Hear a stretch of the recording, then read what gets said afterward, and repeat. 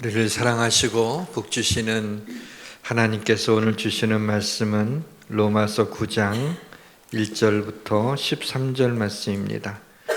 신약성경 252페이지 로마서 9장 1절부터 13절을 교독하시겠습니다. 1절과 2절이 묶여 있어서 제가 읽고 3절을 여러분이 읽으시면 좋겠습니다.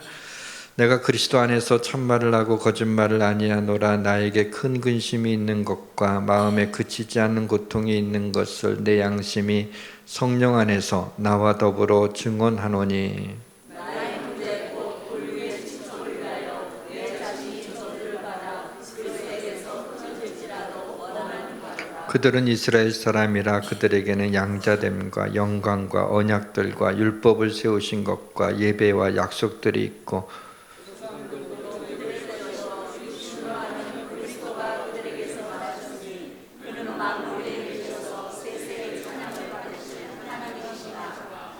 그러나 하나님의 말씀이 폐하여진 것 같지 않도다. 이스라엘에게서 난 그들이 다 이스라엘이 아니요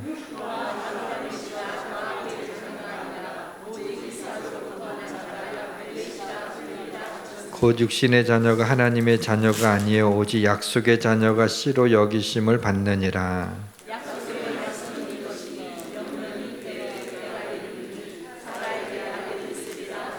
그뿐 아니라 또한 리브가가 우리 조상 이삭 한 사람으로 말미암아 임신하였는데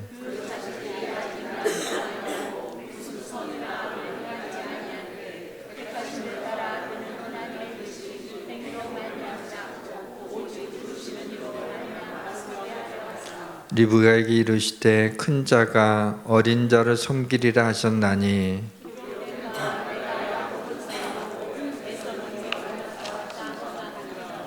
아멘. 따뜻한 봄입니다.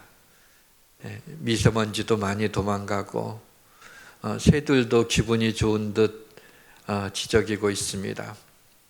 꽃들은 저마다의 아름다운 색깔을 가지고 독특한 모양으로 자태를 뽐내고 있습니다.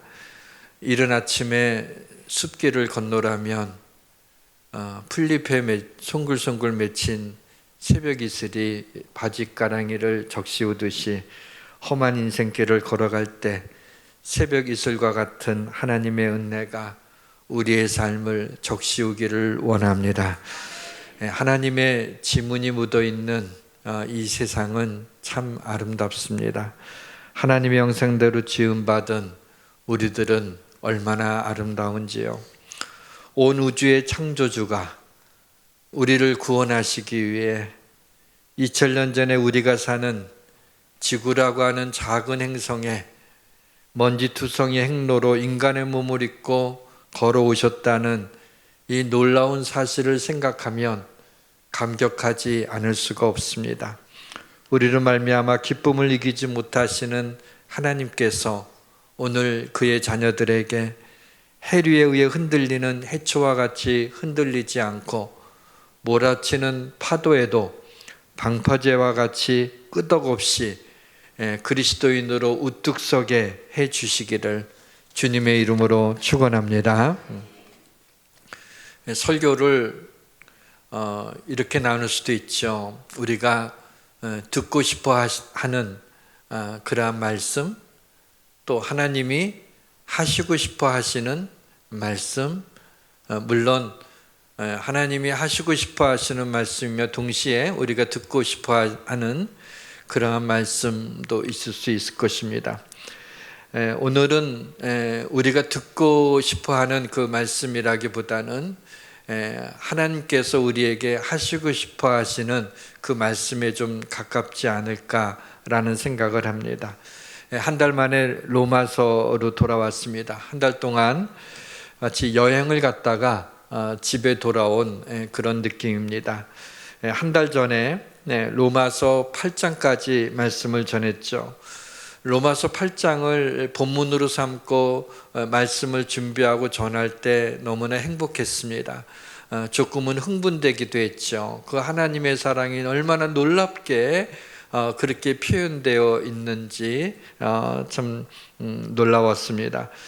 이보다도 하나님의 사랑을 잘 표현할 수가 없었다라는 생각이 듭니다. 8장 마지막 절을 보면 높음이나 기쁨이나 다른 어떤 피조물이라도 우리를 우리 주 그리스도 예수 안에 있는 하나님의 사랑에서 끊을 수 없으리라 라고 그렇게 외치고 있습니다. 근데 오늘 말씀의 분위기는 전혀 다릅니다. 바로 이어져 있는 말씀이지만은 본문 1절과 2절에서 바울이 이런 고백을 합니다.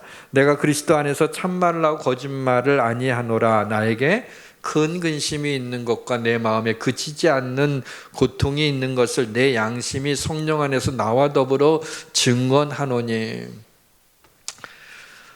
내가 참말을 하는 거다, 거짓말을 하는 게 아니고 내 양심이 이것을 증거한다 라고 하시는 말씀이 마음에 그치지 않는 고통이 있다는 거예요. 내 마음에 큰 근심이 있다라고 얘기를 해요.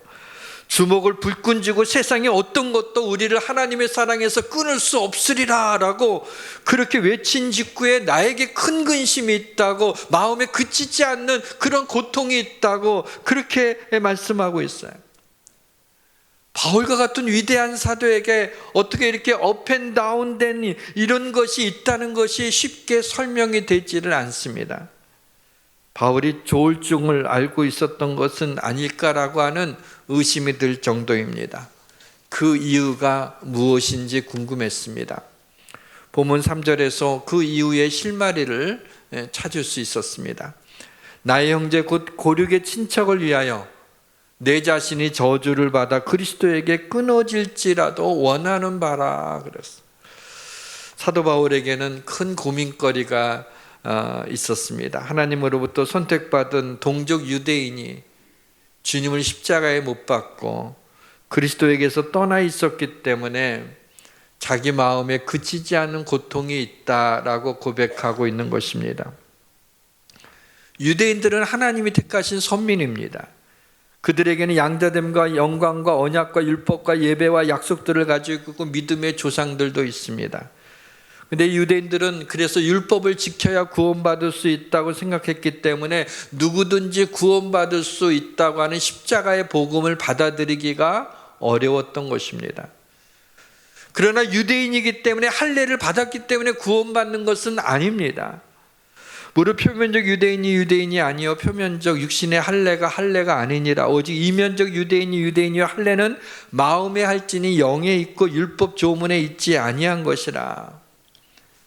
그래서 유대인들이 생각할 때는 우리는 혈통으로 유대인이니까, 우리는 하나님이 선택한 민족이니까 하나님이 우리만 구원해 주신다고 생각한 거예요. 다른 민족은 하나님이 선택하지 않았으니까는 그들은 멸망을 받아야 될 사람들이고 우리 민족만 구원을 얻은 것이다라는 생각을 했던 것이죠. 근데 오늘 본문에서 바울이 유대인이라도 택함을 받지 못한 자가 있다는 것을 오늘 본문에서 두 경우를 들어서 이야기하고 있습니다. 이스마엘과 이삭이 다 혈통으로는 아브라함의 자손이죠.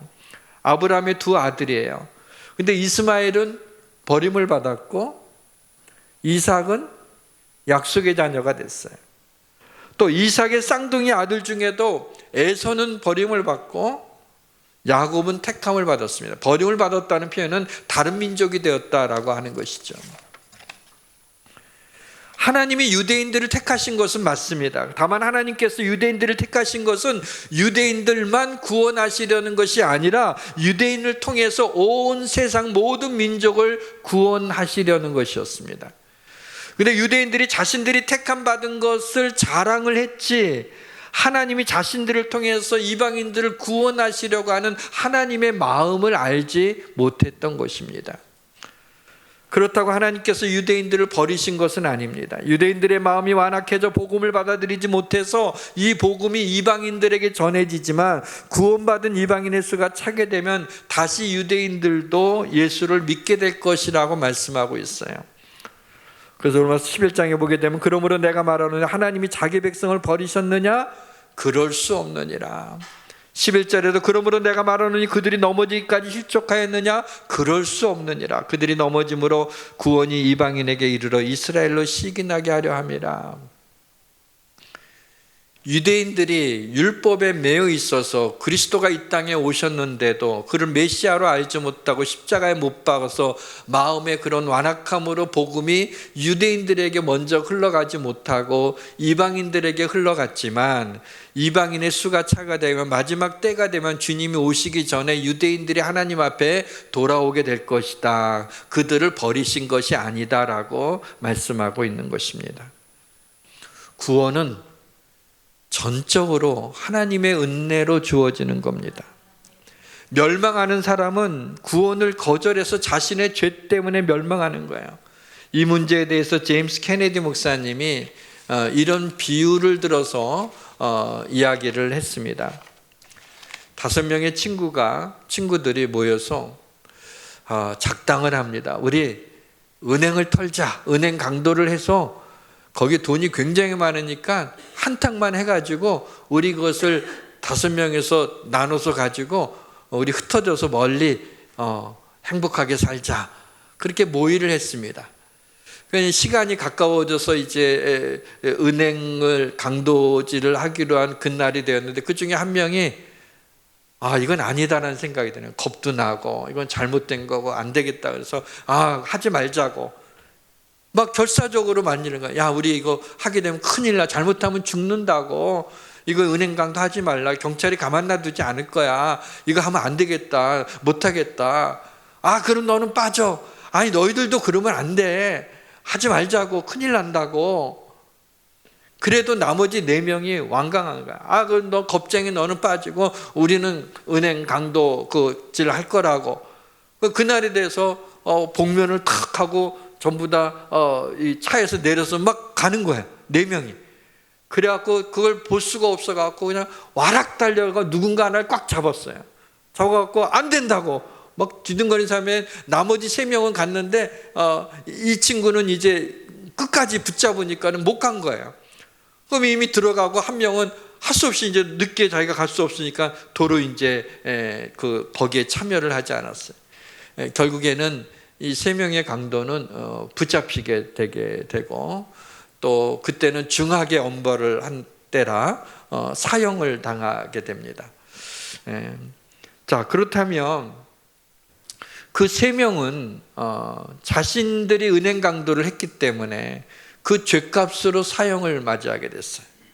그러니까 누구의 탓을 할 수가 없는 거죠. 자기 자신밖에 탓할 수가 없어요. 그런데 그 한 명은 자기도 하려고 그랬는데 강권적으로 붙들려 갖고 할 수가 없었어요. 그런데 그 덕분에 살게 됐죠. 이거는 자기 탓이 아니라, 자기 덕분이 아니라 친구 덕분에, 강권에서 친구가 붙잡았기 때문에 자기의 생명을 유지할 수 있는 거예요. 이와 마찬가지로 지옥에 간 자는 자기 자신밖에 탓할 수가 없다. 그러나 천국에 간 사람은 예수 그리스도밖에는 찬양할 자가 없는 거다. 전적인 하나님이 나 같은 죄인을 하나님이 긍휼히 여기셔서 강권적으로 붙잡아 주셔서 그것을 믿어지게 하는 은혜를 베풀어 주셨다는 거죠. 내가 하나님의 택하심을 받았다는 걸 어떻게 알 수 있습니까?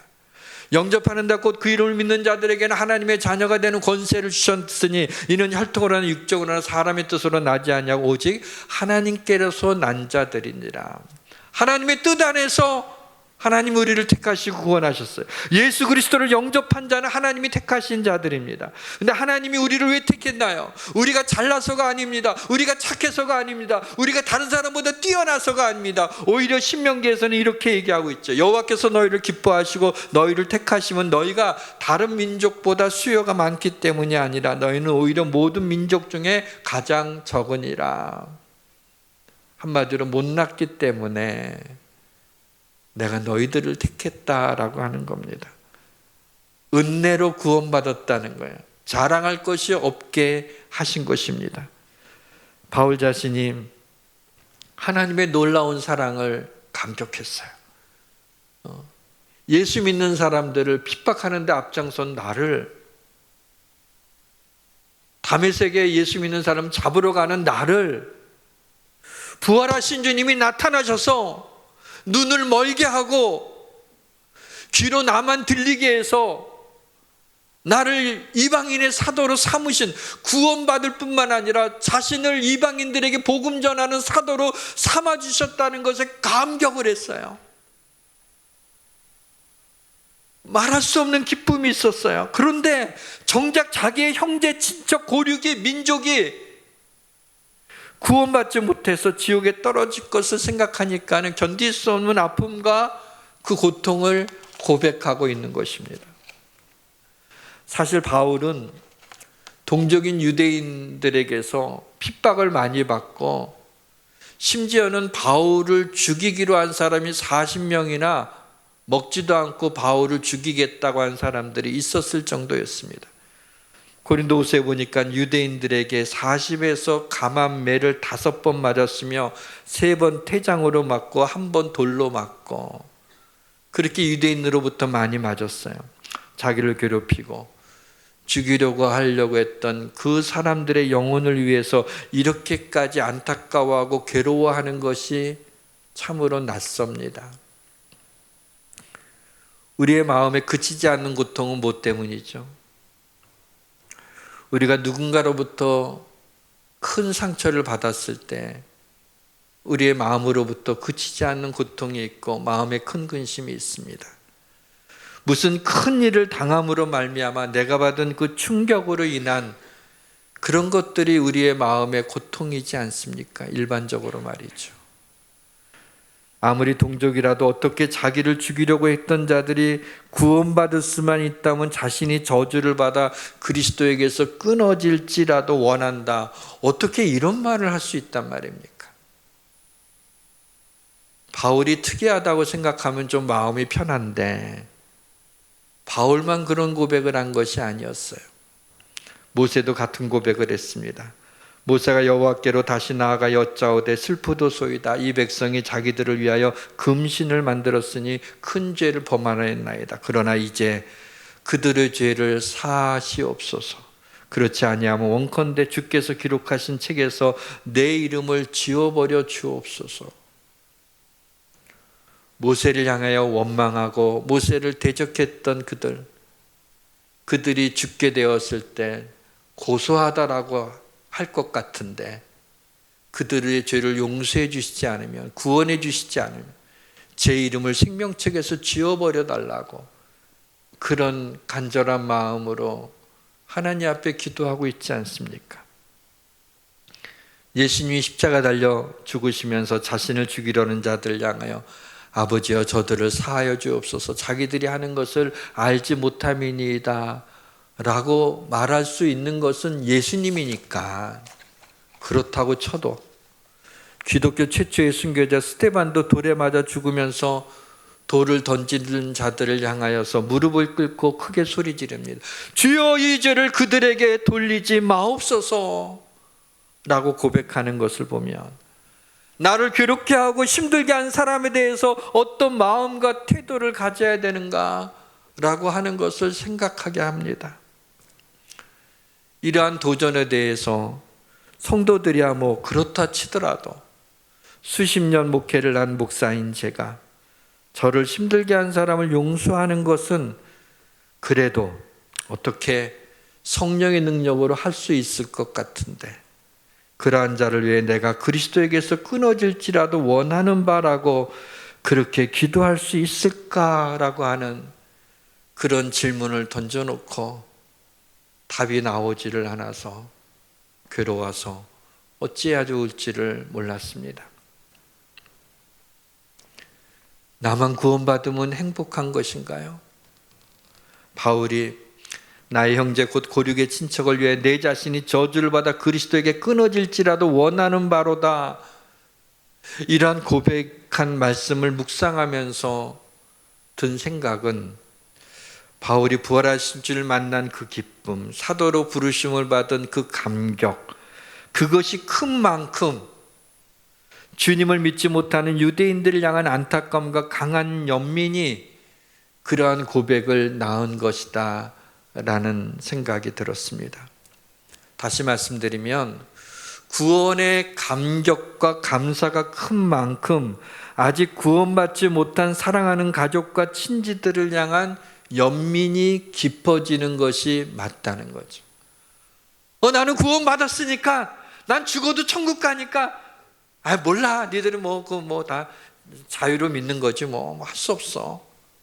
그럴 수 없다는 거죠. 내가 거기에 대한 감격과 확신이 있다면은 내 사랑은 가까운 사람들을 그대로 내버려 둘 수 없고 마음에 그치지 않는 고통이 있어야 된다는 겁니다. 사랑하는 성도 여러분, 사랑하는 사람이 구원받지 못한 것에 대한 마음에 그치지 않는 고통이 있습니까?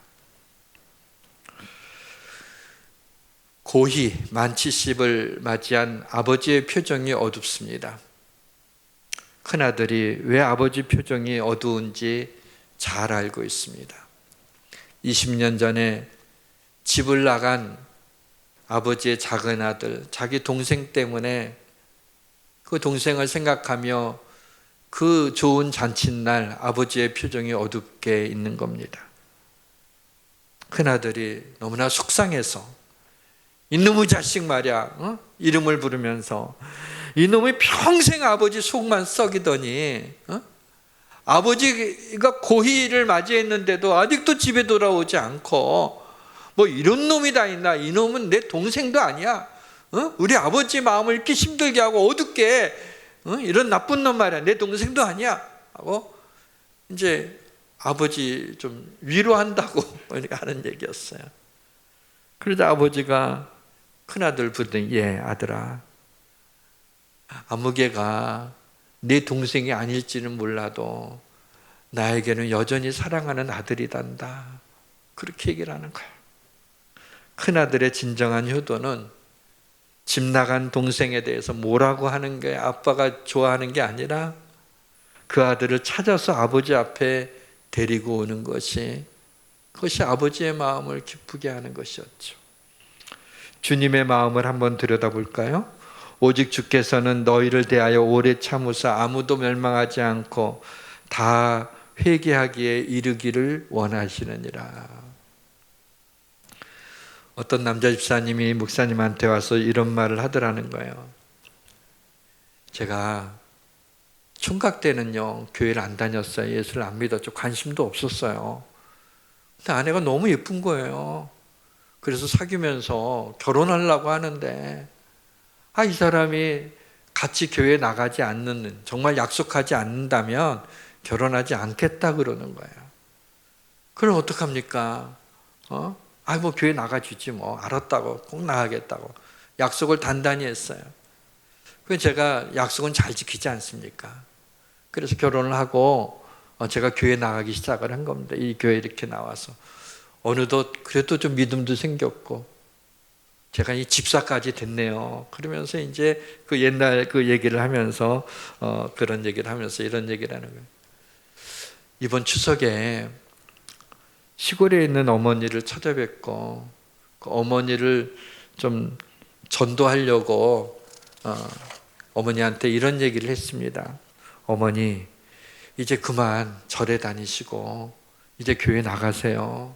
제가 예수 믿고 나니까 너무 좋아요. 그런 거 절 나가지 말고 이렇게 비나이다 그런 거 하지 말고 교회 이제부터 나가시라고. 그때 어머니가 많이 쳐다보더니, 예수 믿는 사람들은 꼭 교회에 가자고만 할 때만 친절해지더라. 너도 그렇지? 내가 정말 교회 나가길 원하냐? 그럼요 어머니, 정말 교회 나가길 원하죠. 그러면 네가 이 시골에 100번만 내려와라. 그럼 100번 내려와 때 내가 교회 나가마. 그래서 제가요 화들짝 놀라서, 여기가 어딘데 내가 100번씩이나 내려올 수 있느냐고 제가 그렇게 얘기했어요. 참 어머니도 너무 아시다는 말이죠. 이 시골 꼴짜기가 어딘데 100번을 내려오라뇨. 그랬더니 목사님, 아니 집사님, 다른 사람도 아니고 어머니인데 교회에 나가시겠다는데 시골에 100번을 못 내려가요. 날마다라도 내려가서 어머니를 구원시켜야지. 무슨 말이냐고. 목사님한테 좀 자랑한다고 했다가 그냥 혼만 나기만 한 거예요. 이 집사님에게는 아직 천국과 지옥에 대한 확신이 없었던 거죠. 그냥 교회에 다니는 것이 안 다니는 것보다는 좀 낫고, 교회 나가서 그래도 목사님이 뭐 안 좋은 소리 하겠냐, 좀 좋은 얘기 좀 듣고 마음에 좀 이렇게 수양도 하고 또 이렇게 좀 교제도 좀 하고 뭐 이렇게 그래도 집에서 일요일 날 뭐 뒹굴뒹굴 TV 보고 있는 것보다는 그게 좀 바람직한 것 같으니까 교회 나가는 게 좋다, 이렇게 생각한 것이 아니겠습니까? 전도를 하려면 확신이 있어야 돼요. 영혼, 죽은 이후에 대한 천국과 지옥에 대한 확신이 있고 절대로 안 된다라고 하는 간절함이 있어야지 그 영혼을 움직이게 되지, 그렇지 않으면 그 영혼이 움직여지지 않죠. 세월은 참 쉬지도 않고 말도 없으면서 우리 얼굴에 주름살을 하나둘 더해가는 아주 무서운 놈입니다. 인간이 나이가 들면서 육신이 병들고 점점 약해지는 것에는 인간으로 하여금 천국을 소망하게 하려는 하나님의 치밀한 계획이 숨겨져 있습니다. 누구나 하나님 앞에 서는 날이 있습니다. 그날이 주님의 은총을 입고 산 사람들에게는 신부가 신랑을 맞이하는 기쁨의 날이 될 것이고, 주님을 믿지 못하고 산 사람에게는 영원히 무서운 고통 중에 살아가야 될 심판의 날이 될 것입니다.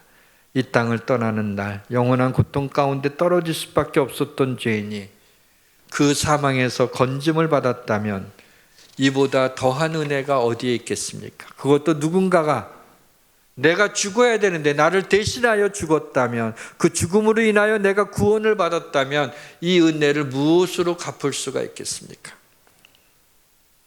우리는 이 은혜를 입은 자들입니다. 이 은혜를 우리가 먼저 입은 것은 누군가에게 이 소식을 전해주기 위해서입니다. 하나님의 은혜에 눈물을 흘리는 것보다 더 중요한 것은 하나님의 은혜를 알지 못하는 사람들한테 전해주는 것입니다. 물론 사람들이 선선히 우리가 소개하는 주님을 받아들이지 않을 것입니다. 그것은 안타까운 사실이지만 그 책임은 우리가 지지 않아도 됩니다. 우리는 전할 뿐이고 그 영혼을 구원하시는 일은 하나님의 몫이기 때문입니다. 우리는 다만 씨를 뿌리는 농부일 뿐이고 열매를 맺게 하시는 이는 하나님이십니다. 복음을 전하는 것은 어떤 열심 있는 신앙인의 할 일이 아니라 모든 그리스도인들의 소명입니다. 세상에서 미뤄서는 안 될 게 두 가지가 있죠. 하나님은 부모님께 효도하는 일이고요, 또 하나는 주님을 알지 못하는 자들에게 복음을 전하는 거예요. 왜냐하면 기다려주지 않기 때문입니다. 전도하지 않으면 어떻게 구원받는 사람이 생기겠어요? 듣지도 못한 일을 어찌 믿으리요? 전파하는 자가 없이 어찌 들으리요? 너무도 많은 사람들이 자신이 죄인이라는 것을 알면서도 현실의 삶에 급급해서 마지막 날 죄에 대한 하나님의 진노가 어떨지에 대한 의문조차 없이 하나님을 떠나 있는 사람들이 많습니다. 문제는 그들이 스스로 잃어버린 자라는 것을 의식하지 못하고 있다는 것입니다. 그들 스스로가 하나님 앞에 돌아올 동력을 잃어버렸기 때문에 먼저 믿는 자의 기도와 사랑과 권면을 통해서 끊임없이 복음으로 그들의 영혼의 문을 두드려야 되는 것입니다. 때가 되면 돌아오겠지라고 하는 안이한 생각은 어느 날 그들이 회개의 기회가 없이 죽음의 때가 온 것을 알고 땅을 칠 날이 있을 것이기 때문입니다. 인생은 적어도 내가 생각한 날보다는 길지 않습니다. 아유, 세월이 빨라. 아유, 벌써 주일이야. 벌써 월요일 했는데 휙 해다 주일이네. 참 빨라. 이러다 가실 거예요? 하루하루 하나님이 그렇게 빠른 세월 가운데 얼마나 하나님이 주신 은총을 누리며 감사하며 기뻐하며 즐거워하며 하나님의 영광을 위하여 하루하루를 지내야 되지 않겠습니까? 야고보는 내일 일을 너희가 알지 못하는도다. 너희 생명이 무엇이냐? 너희는 잠깐 있다가 보이다가 없어지는 안개니라. 우리 인생이 잠깐 보이다가 없어지는 안개 같기 때문에 허무한 것이 아니라 더 귀하고 소중한 것입니다. 이 소중한 삶을 그냥 흘려보내서는 안 돼. 우리에게 단 한 번밖에 없는 이 세상에서의 삶을 그저 그렇게 보내서는 안 돼. 그저 밥이나 먹고 살다 가는 사람이 되어서는 안 된다는 거예요. 가치 있는 일을 하다가 하나님 앞에 서야 돼. 가장 가치 있는 일이 뭐예요? 하나님을 기쁘시게 하는 일은. 하나님이 우리 인간을 창조하신 목적이 하나님의 영광을 위하여 지으셨다 그랬죠. 하나님이 가장 기뻐하시는 일, 하나님이 영광 받으시는 일이 뭐겠어요? 한 영혼이 하나님 앞에 돌아오는 일. 그것을 하나님이 가장 기뻐하시지 않겠습니까? 하나님을 믿는 사람들만 사랑하는 것이 아닙니다. 믿지 않는 사람들도 사랑하십니다. 믿지 않는 자들이 영원히 불타는 지옥에 떨어지지 않도록 믿는 자들이 불타는 사랑으로 그들의 영혼을 구원하시길 원합니다. 그래서 먼저 그를 믿는 자들한테 이 복음을 전할 것을 때로는 부탁도 하시고, 때로는 명령도 하시고, 때로는 축복의 약속까지 하면서 복음을 전하기를 원하십니다. 하나님의 가장 큰 관심은 잃어버린 영혼에 있다는 것을 알아야 됩니다. 사람들이 복음 듣는 것을 싫어해도 그래도 전해야 됩니다. 들을 자가 있기 때문입니다. 너는 그들에게 이르기를 주 여호와의 말씀이 이러하시다 하라. 들을 자는 들을 것이요. 말씀의 문을 닫겠습니다. 인간의 마음을 쥐어짜면 검은 죄가 뚝뚝 떨어지지만 성경을 쥐어짜면 붉은 그리스도의 피가 뚝뚝 떨어집니다. 그 어떤 것도 예수 그리스도의 십자가의 보혈보다 귀한 것이 없습니다. 그 십자가의 보혈이 우리의 죄를 씻어주며 하나님의 자녀가 되어 영원한 삶을 살게 하는 하나님의 능력이 되기 때문입니다. 이것을 알지도 못하고 관심도 없고 비웃고 있는 그들에게 자존심이 좀 상하더라도 그래도 그들에게 그리스도의 보배로운 피를 소개하셔야 됩니다. 사랑하는 성도 여러분, 다이아몬드와 같이 가장 단단한 믿음의 결정체를 가지고 복음을 전할 담력을 얻으시고 다이아몬드와 같이 가장 빛나고 아름다운 주의 복음을 전함으로 아름다운 삶을 살고 별과 같이 영원토록 빛나시기를 주님의 이름으로 축원합니다. 찬양하겠습니다. 빛의 사자들이여 1절과 4절 부릅니다. 빛의 사자들이여 어서 나서 어둠을 물리치고 주의 진리 모르는 백성에게 복음의 빛 비춰라. 빛의 사자들이여 복음의 빛 비춰라.